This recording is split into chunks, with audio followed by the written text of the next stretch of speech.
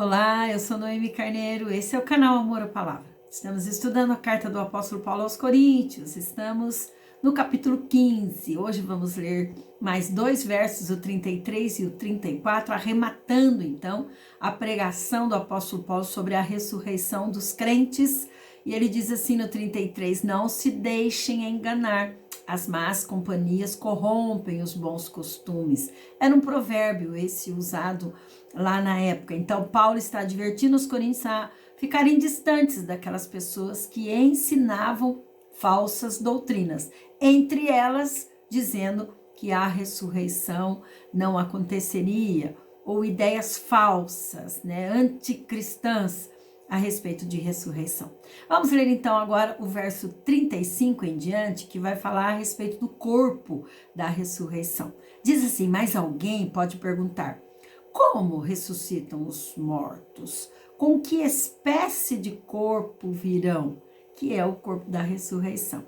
A partir de agora, então, o apóstolo vai argumentar a respeito da ressurreição dos mortos. Alguns coríntios, nós sabemos, não estavam entendendo a importância do corpo físico. É por isso que Paulo vai falar agora que nós vamos ressuscitar com o corpo físico. Eles estavam sendo influenciados, nós já falamos, pelos pagãos, que faziam um contraste entre o corpo espiritual e o corpo físico. Eles argumentavam que o corpo espiritual era bom, mas o corpo físico era sem importância, não tinha problema, Ele era mau, então ele podia fazer tudo o que ele quisesse. E Paulo vai refutar essa ideia e ele vai argumentar agora, Então, aqui Paulo vai fazer uso de algumas ilustrações que nós vamos ver para vocês. O verso 37 diz assim: insensato, o que você semeia não nasce a não ser que morra. Quando você semeia, não semeia o corpo que virá a ser, mas apenas uma simples semente, como de trigo ou de alguma outra coisa. Ele está dando resposta àquele versículo anterior. Algumas pessoas, que se opunham à ressurreição, que diziam assim que era muito difícil de entender essa doutrina. Então, Paulo, ele chama essas pessoas do quê? De insensatas. A dificuldade de entender sobre a natureza da ressurreição não deve levar uma pessoa a duvidar dela. Se você não entende, não é para duvidar. Às vezes nós falamos da doutrina do Espírito Santo, que é uma doutrina difícil de entender, mas nem por isso, nós vamos duvidar da realidade da Trindade. Então, a mesma coisa assim. É muito difícil entender essa natureza da ressurreição, mas nem por isso nós vamos duvidar daquilo que a palavra de Deus está falando aqui, Então, Paulo, ele usa para entender como a ideia de uma semente que se torna uma planta, que deveria levar a pessoa, como que se uma semente vira, digamos, uma planta, como que a pessoa vai duvidar de uma colheita futura? Então, ele usa essa história da semente aqui. Verso 38 diz: mas Deus lhe dá um corpo como determinou, e a cada espécie de semente dá seu corpo apropriado. Nem toda a carne é a mesma. Os homens têm uma espécie de carne, os animais têm outra, as aves têm outra e os peixes têm outra. Olha como ele vai explicando. Há corpos celestes e há também corpos terrestres, mas o esplendor dos corpos celestes é um e dos corpos terrestres é outro. Voltando na semente, a cada uma das sementes é dado um corpo apropriado, não é? Quando você lança a semente na terra, ela vai nascer cada um de uma forma. Então, o apóstolo vai fazer uma mudancinha aqui para enfatizar as variedades entre as plantas, e ele vai aplicar agora às criaturas, aos corpos celestes, a mesma ideia. O 41 diz assim, um é o esplendor do sol, outro da lua, outro das estrelas. As estrelas diferem em esplendor umas das outras. Então, essa variedade que Paulo está mostrando aqui é uma variedade encontrada na natureza. Ela é encontrada entre os seres vivos, Homens, animais, peixes, aves, Tudo tem o seu esplendor. O brilho do sol, da lua, das estrelas, aqui servem de ilustração entre o corpo que é humano, que é o corpo dessa terreno, esse período em que vivemos aqui, com o corpo humano celestial agora, né? Com o corpo transformado. Olha, ele diz assim, ó, todos esses corpos celestes e terrenos e terrestres são diferentes, são evidências de que Deus, o Criador, pode, sem dúvida, criar um novo corpo humano glorificado, diferente desse nosso velho corpo. Ele está falando, ele está argumentando a respeito de que os nossos corpos serão transformados.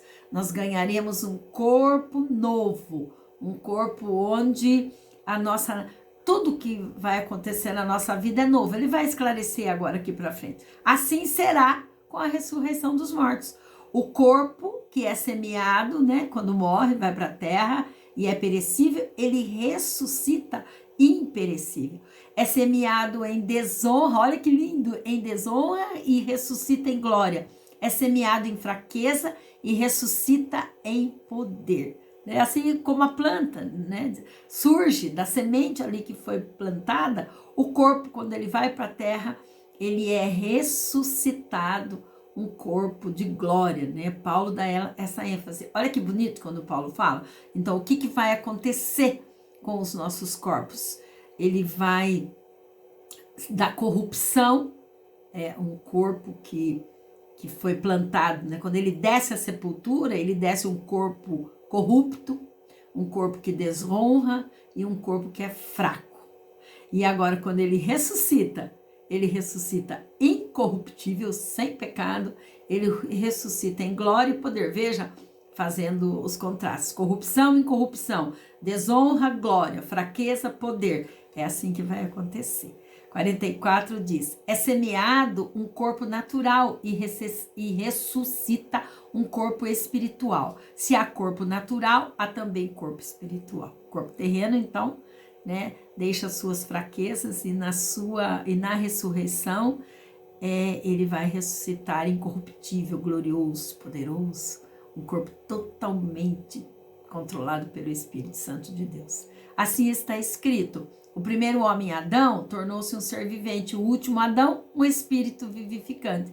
Já falamos essa ilustração, né, que o Adão foi aquele que lançou a semente do pecado.